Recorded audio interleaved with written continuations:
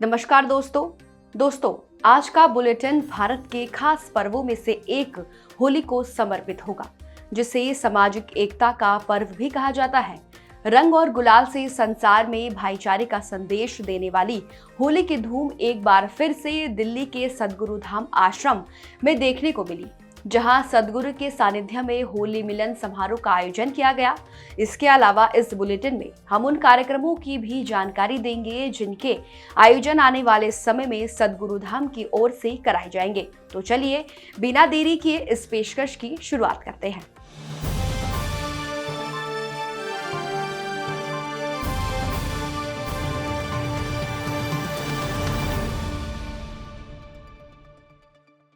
बात सबसे पहले दिल्ली की करते हैं। दिल्ली के नागलोई स्थित सद्गुरु धाम आश्रम एक बार फिर से गुरु कृपा की होली के रंगों में सराबोर दिखा। यहाँ सद्गुरु के सानिध्य में बड़े ही धूमधाम से होली खेली गई। इस दौरान हवन, पूजन और नाच गाने के साथ सद्गुरु के आशीर्वचन सुनने का सौभाग्य भी प्राप्त हुआ, जिसके जरिए उन्होंने आश्रम में मौजूद सभी लोगों को जन कल्याण की भावना से जुड़े संदेश भी दिए। वहीं होली मिलन समारोह में शामिल हुए लोग जहां एक और होली के गीतों पर थिरकते हुए दिखे, तो वहीं दूसरी ओर उन्हें सद्गुरु से प्राप्त आशीर्वाद भी हुआ।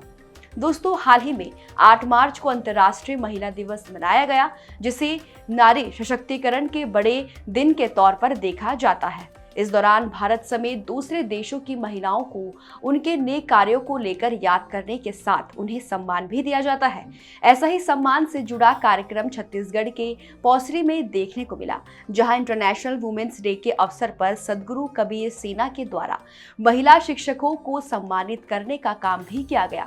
इस दौरान विकासखंड शिक्षा अधिकारी डाल सिंह ठाकुर बतौर मुख्य अतिथि शामिल हुए, तो वहीं सद्विप्र समाज सेवा के प्रथम प्रचारक और प्रदेश कबीर मित्र छाया वर्मा के साथ पौंसरी सरपंच चंद्रमणि साहू, सद्गुरु कबीर सेना के प्रदेश अध्यक्ष प्रदीप नायक और सद्गुरु कबीर सेना छत्तीसगढ़ के मीडिया प्रभारी दिलीप वर्मा भी मौजूद रहे।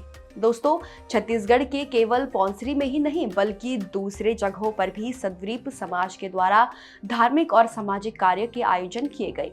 इसकी कुछ झांकियां हमें रायपुर और जांजगीर चांपा में आयोजित हुए कार्यक्रमों से देखने को मिलती है, जहां रायपुर के मंडी ग्राम में सूरज राम जी के यहां हवन यज्ञ कार्यक्रम का आयोजन किया गया, तो वहीं जांजगीर चांपा में सद्वीप समाज की कुछ महिला सदस्य सद्गुरु टाइम्स की पत्रिका बांटती हुई भी दिखी।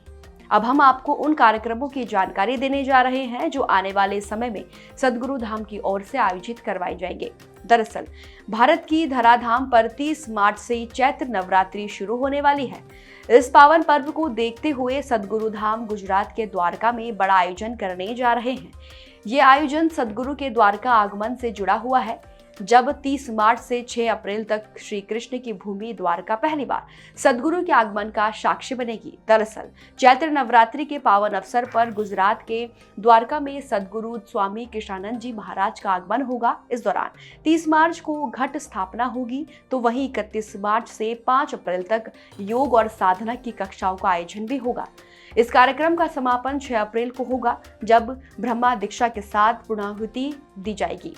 हालांकि इससे पहले 23, 22 और 24 मार्च को सद्गुरु यूपी के अंबेडकर नगर में होंगे, जहां 24 मार्च को आशीर्वाद के साथ साथ ब्रह्म दीक्षा का कार्यक्रम भी संपन्न होगा। तो दोस्तों, ये थी हमारे इस हफ्ते की वीकली रिपोर्ट।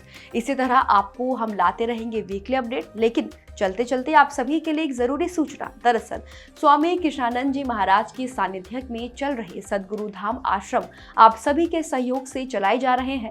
इसलिए जो लोग सद्वीप समाज सेवा संस्थान में अपना योगदान देना चाहते हैं, तो वो स्क्रीन पर दिए गए QR कोड को स्कैन करें और समाज हित के कार्यक्रम के लिए सहभागी बन सके।